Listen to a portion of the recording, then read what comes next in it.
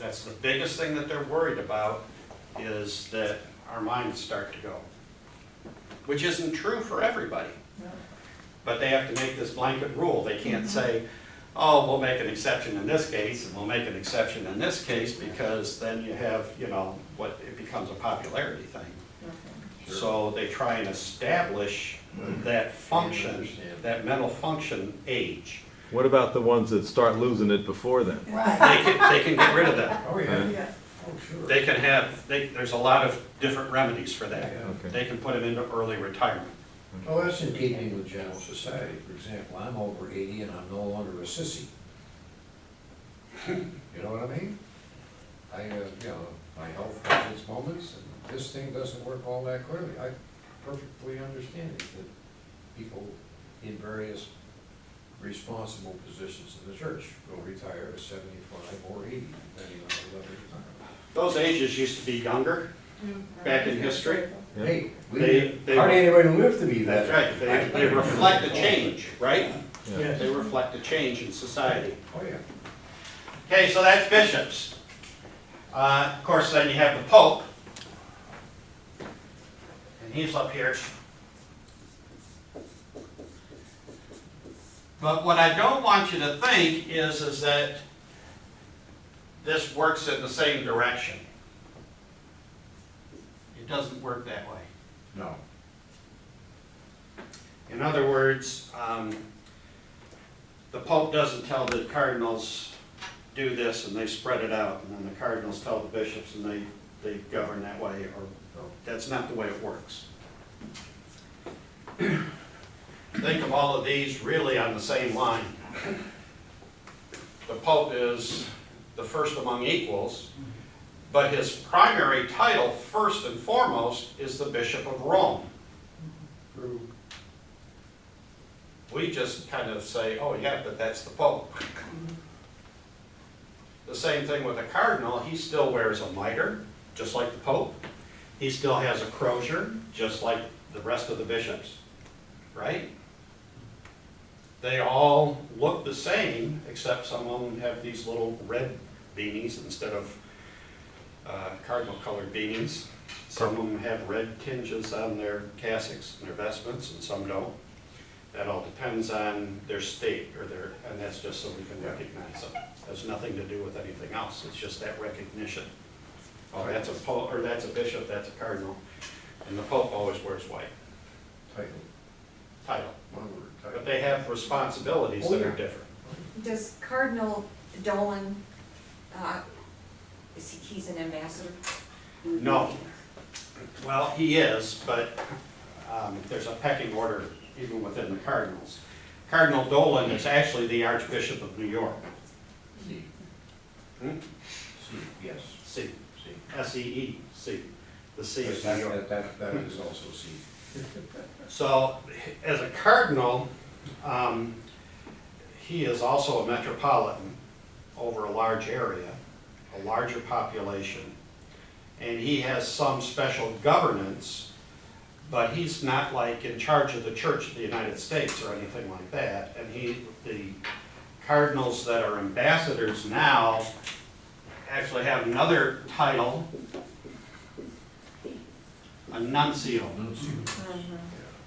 The nuncio speak directly as an ambassador from the Pope. And they would address the cardinals. And they would address in a country. And they would address the archbishops in a country.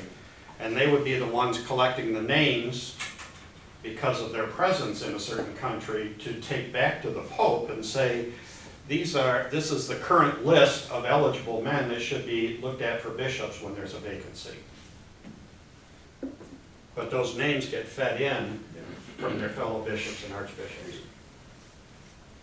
The question I have at this point is, considering what we've heard recently in some of the political discussions surrounding abortions and all that in our wonderful country, is that there has been references made to the College of Bishops. Mm-hmm. Okay, can you describe who the College of Bishops? The College of Bishops is all bishops. Okay. 100%, every one of them is included. I heard it inferred that Archbishop Nolan is the head of the College of Bishops for this country. No, That's good. Dolan is not. Okay. Actually, the guy that's in charge or has some form of jurisdiction over all of the bishops in the United States is Archbishop Kurtz. Kurtz, K-U-R-T-Z, former bishop of the Diocese of Knoxville. Okay. He is president of the U.S. Council of Catholic Bingo. Bishops. That's what I wanted to hear. That's Archbishop Kurtz. Now, who is it that can have cardinals and bishops? I'm sorry? Who can have cardinals and bishops and priests removed? The Council of Bishops and/or the Pope himself. The Pope can say, you're done. But he will never be anything less than a bishop. He just won't have what we call a diocese to rule or to administer. So even if the Pope tells somebody they're done, they're still, There's an appeals process through the Council of Bishops. Yep. Okay. Well, this is similar to what you pointed out earlier. You have the group of bishops, and you have one who is elected or chosen or something amongst them, the Spokesman for spokesman for that group. And this goes back to a point you made earlier, looking at my tremendous notes here, I can't remember exactly what it was, but it goes back to the fact that we had something like this back in the good old days of St. Ignatius. Mhm. Similar. Absolutely. You know, it didn't take away from who the king was, Right. okay, but as an advisory kind of a thing, you did have this, it's like in our country now we have the president and Congress, 2 or 3 branches of government. Okay. It's not exactly like that. It's close. But it's not. It's not branches of government. No, They no. all have the It's the not exact branch of the same church. power. It's not branch of the church either. Right. See, that's what I'm saying. Okay, let's look at priests real quick. How am I doing on time? Fine. With priests, there's only one, well, there's 2 other hierarchies of priests, okay? And they're similar but different. One of them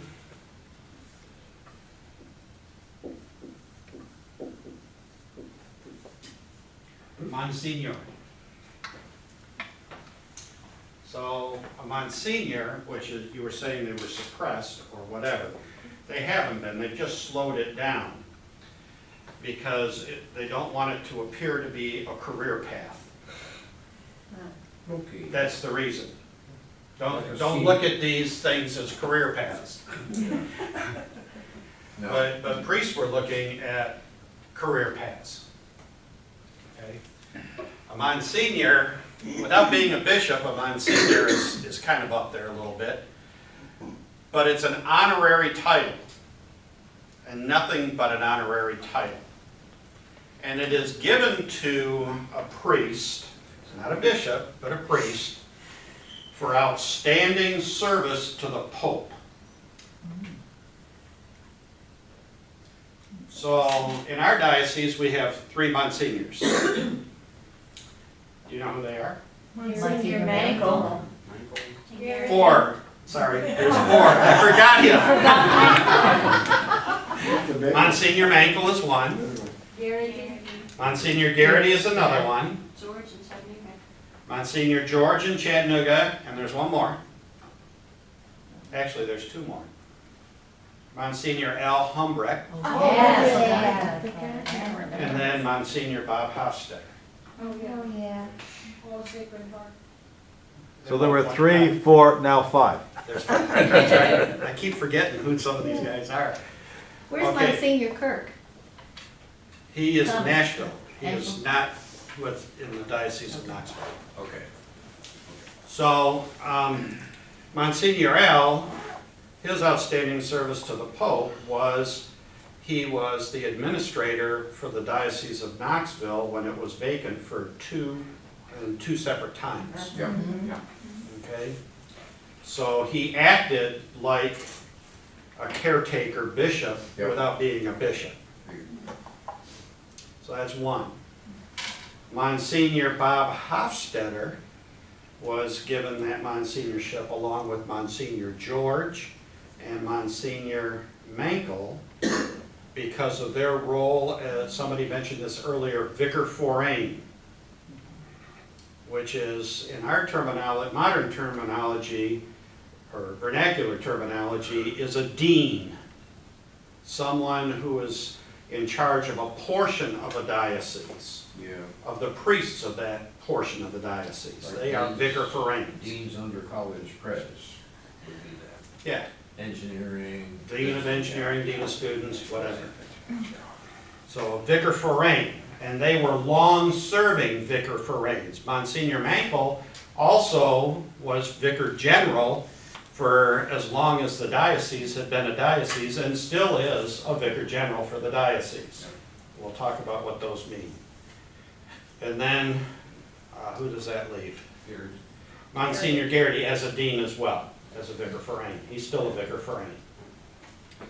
Okay? Would you write that out? Yes. Yes. Thank you. I've never heard of it. And then, the other, Where have I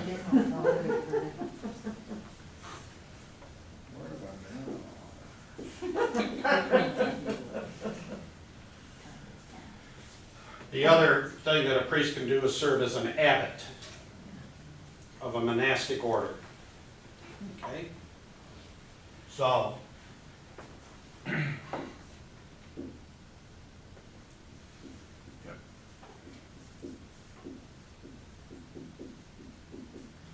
vicar forain. After their name, you'll see VF. You might see something like this, or like this, after a priest's name. These are not orders of priests. Very specific. Vicar forain, which is a dean, a vicar, an episcopal vicar, which is an assistant directly to a bishop, not to an archbishop, but to a bishop, and a vicar general, who has responsibilities for all of the priests in a diocese. We have all three of these in our diocese. We have 4 vicar forains, one for each deanery. Currently, that would be Father Pete Iorio up in Johnson City, or the Five Rivers Deanery. We have Father Charlie Burton, who is the vicar forain for Chattanooga Deanery. We have Monsignor Garrity, which is the vicar forain for the Cumberland Deanery. And we have, who am I forgetting? Smoky Mountain. No, it's not Father Michael. I just did. It was Father Chris Michelson, but I'm not sure who it is now. There's one, I can't remember. I'll think about him probably before we're done. Okay. So those are our vicar forains. We have one Episcopal vicar, which is Father David Boatner. Okay. He also is, Father Boatner would have this and VG after his name both. He is both a vicar general and Episcopal vicar.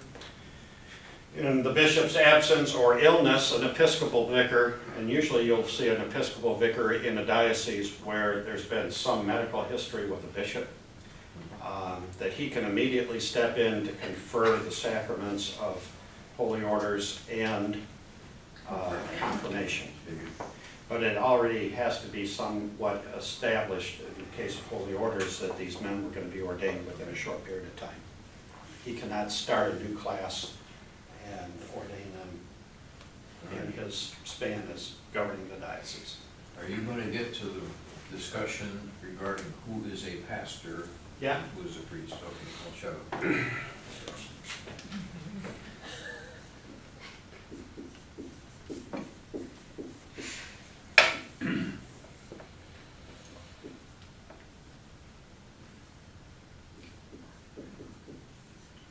A pastor is a canonical title, meaning it comes out of canon law.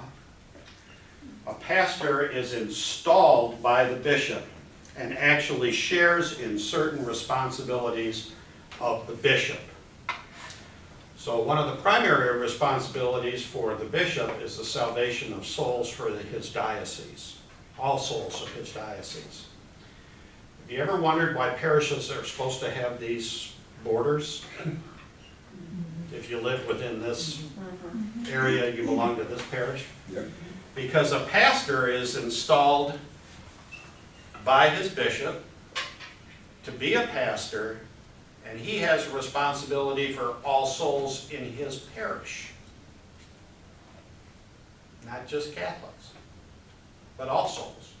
So when we look at Father Michael, his responsibilities extend beyond just the Catholic community of All Saints.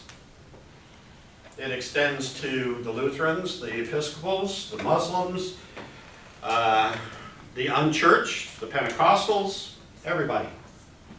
He has that responsibility, as long as it's within the physical borders of his parish. Did you ever know that? No. Quite a responsibility. But a pastor also has a certain autonomy. Because of that, when he's appointed or installed as a pastor, not just an administrator or a parochial administrator or an associate pastor, but as a pastor, once he's installed, he can argue with the bishop on certain matters, mostly financial We matters. just saw that during the fundraiser. But he can't, the bishop still has the final word, Oh, yeah. because he can move them.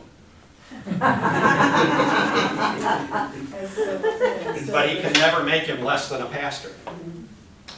Once that happens, he'll always be a pastor. Okay. Within a geographical area? He has to give him another geographical area to be a pastor over when he moves. Wow. We've got to leave in 1 minute. Could I ask you one question? Sure. Where are monks fall in all this, or do they? They are monastic orders. Okay, good. They fall under the jurisdiction of an abbot who's like a mini bishop. Ah, He still wears a mitre, but it's shorter than a bishop's mitre. Just kind of cramped down on his head a bit. And he is, an abbot is in charge of a community, usually 50 to 100 or 150 monks, priests, or brothers. A monk can be either a priest or a brother. A brother is one that is not ordained. was Martin Luther a priest? Martin Luther was a priest, but he was also monastic, so he was a brother as well.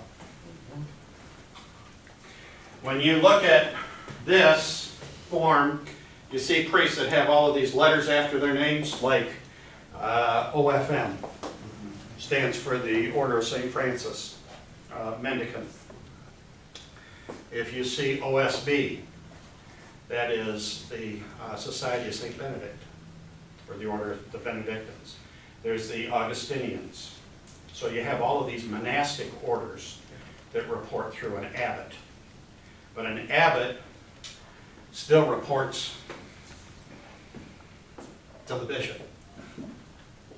If that monastery is located within his Right. diocese, it's there under the permission of the bishop. Bishop can kick him out or invite him in. But once it's established within a diocese, an abbot will be ordained by the bishop, who has that jurisdiction, just like a bishop, over those 150 men that are within the walls of the monastery. How many abbots are there, or abbot monasteries in the United States? I don't know the total number, but there's several around us. There's Gethsemane, there's Coleman down in Alabama, there's Monk's Corner, which is over in North Carolina. There is St. Meinrad's up in southern Indiana. There's one over in, Arkansas, Subiaco, are you familiar? Yeah. Subiaco. yeah, I don't know what order that is, but I've heard of it. So there's different ones all over the place.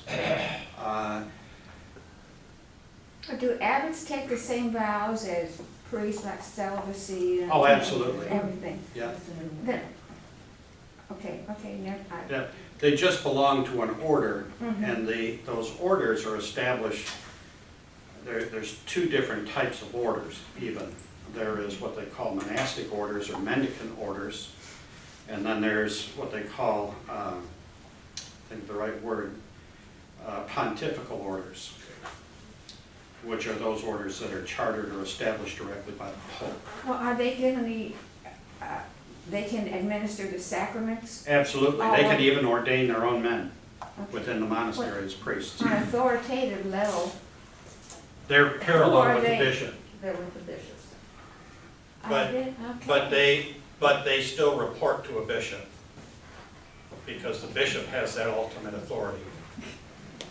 And once an abbot, you're an abbot for life, but you can step down and be an abbot emeritus and have a younger abbot take over the jurisdiction of a monastery. What about the Jesuits? Because They are a seem pontifical to order. be- They are a pontifical order, they are chartered directly by the Pope. Okay. So they don't necessarily have to, say, live in a rectory or, It depends on the rules of their order. Each order has rules that they follow. And like the rule of St. Benedict talks about hospitality, it talks about living in community, it talks about many other things. Same with the Augustinian orders. The Jesuits is a pontifical order, which is different than an order that we call monastic or mendicant. A pontifical order generally doesn't have that same structure. They are usually become a pontifical order for the purpose of evangelization of the faith. So their job, when you see somebody like the Jesuits, where were they very active? They were active in North America during the early settlement of North America. They were in Japan, they were in Korea, they were in Asia.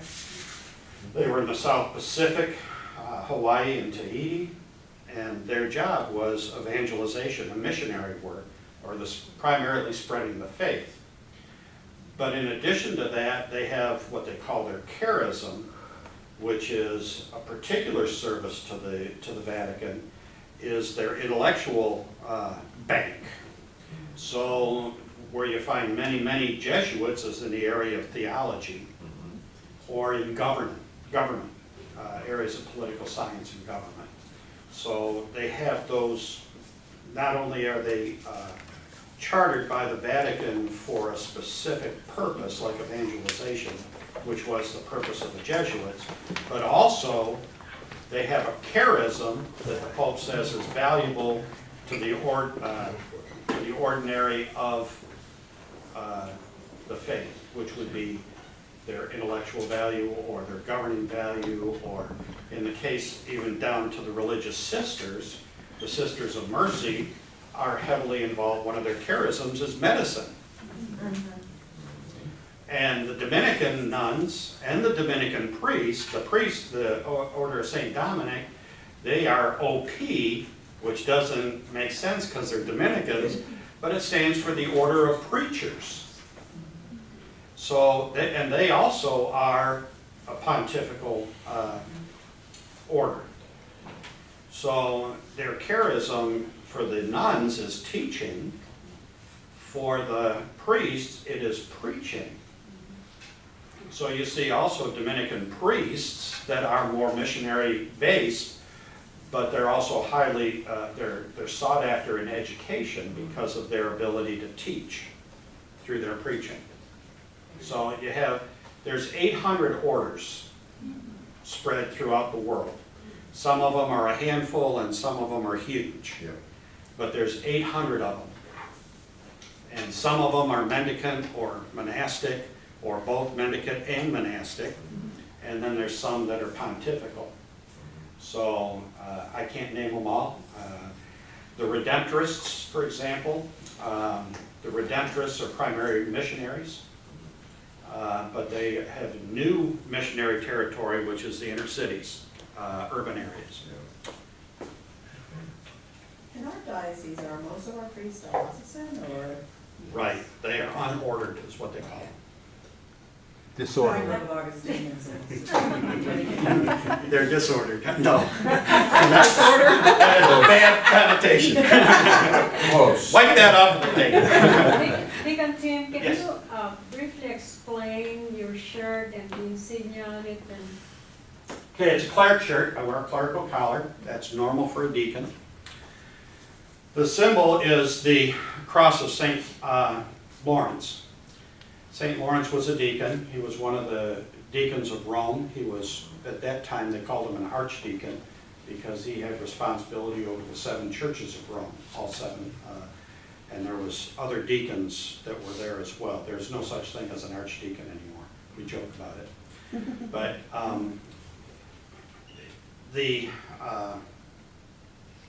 stole that's shown hanging on the cross is a deacon's stole.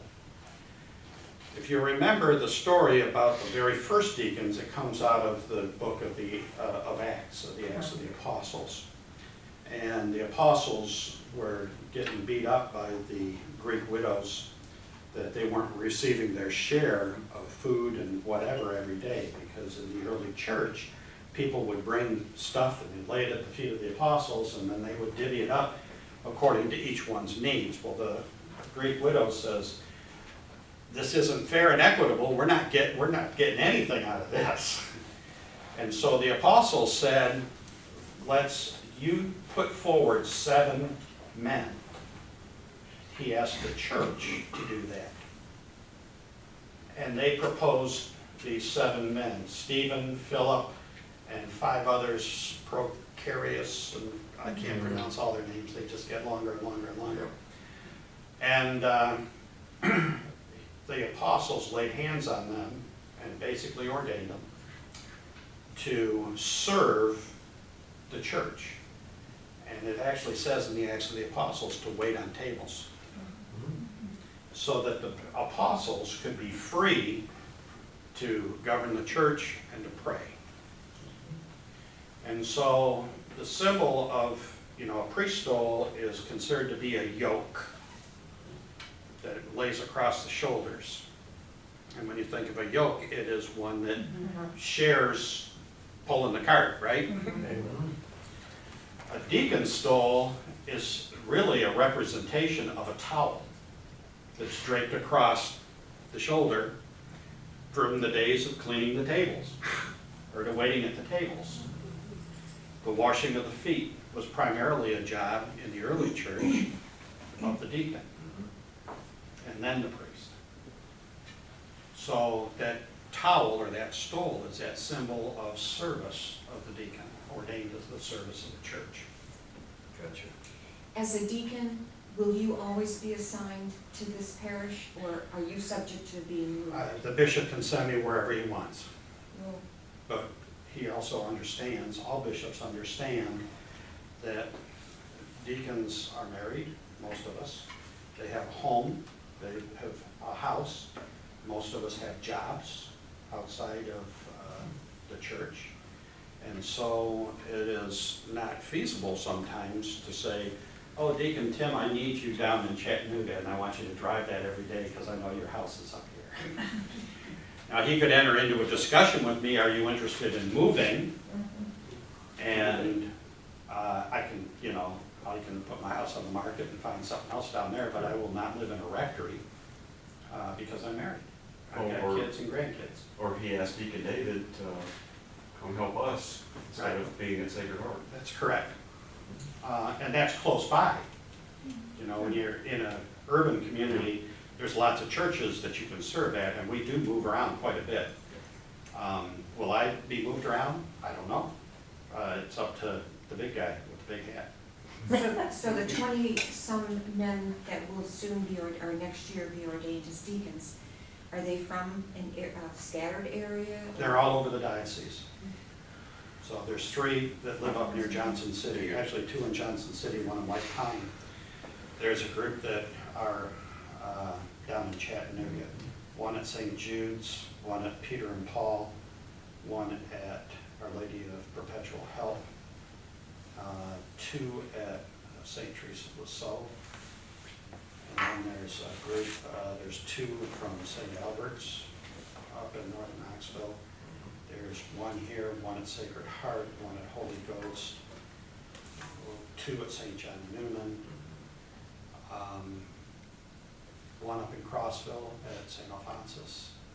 Are there any Hispanic men that Yes, there have are. come in? There's three of them that are native Hispanic and one that's fully bilingual, that's Anglo. Is there a limit on deacons within a particular parish? Depends on the bishop, seeing what a need might be. There are some bishops that will not have deacons in their diocese, At all. At Some all. bishops don't want any deacons. right? Why not? Because that's the bishop's call. It's his call. He doesn't see a need for them. We are still considered, the Diocese of Knoxville is a missionary diocese, and so you'll see deacons in a missionary diocese before you see them other places. But then you go up to Chicago and they have 800 deacons in the Archdiocese of Chicago. Chicago needs all the help they can get. They do. They absolutely do. So, you know, it's like, there's one down in Mississippi, I'm trying to remember the diocese. It's not Biloxi, but it's another one. Jackson, that has no deacons. Diocese of St. Petersburg does not have any deacons. Yeah. So it depends on. I know when I was there, they had one, but that was a while ago. He may have moved or passed away, I can't remember. Yeah. So there, it depends on the bishop. Our bishop has made the statement that he would like to see 2.5 deacons in every parish in the diocese. And when you think about that, that could be as many as 5 deacons in a single parish, 5 half-deacons. So it depends on the number of hours that you spend in the diocese and what you do in the diocese. Those kind of things makes a determination whether you're a half-deacon or a whole deacon. How does, like, the deacon at Sacred Heart now, he came down from New Jersey. Correct, he moved into our diocese. Do you have to Joel ask the Livingston. bishops, both bishops? You have to have permission to leave and permission to be accepted in another diocese. And the 2 bishops have to get together and say And the it's priests can okay. do that too, right? Yes, they can. It's a process they call excardination and incardination. Okay. Priests and deacons both have that. So Joel Livingston, Deacon Joel, was the deacon director in Metuchen, New Jersey, and he's retired. He's over 75, and as such, he wanted to be closer to his children who live in the Knoxville area, and so he asked Bishop Sticka if he could come to this diocese. He sent a letter to Bishop Sticka, and with that came a letter from his bishop saying, I would be open to this exchange. But he can be over 75. He can, Deacon. a deacon, yeah, you can, priests and deacons exercise their ministry with what's called faculties. So the faculties, normal faculties for a deacon is to preach, to celebrate baptism, to witness marriages. So those to read the gospel anywhere in any place. Those are what we call normal faculties. So, and the priests have the faculties for confession, for Eucharist, for baptism. They have all of these other faculties. So if I were to move, say, to Lookout Mountain, Georgia, I would have to petition the bishop or archbishop of Atlanta, because that's where that parish falls in. No matter what my age is, for the faculties of a deacon within his diocese. And he can grant all faculties or limited faculties to me. If I'm over 75, I have what they call retired status, which only means I don't have to participate in continuing education. But I still have to make an annual retreat. I'm still required to do the liturgy of the hours every day. That never changes.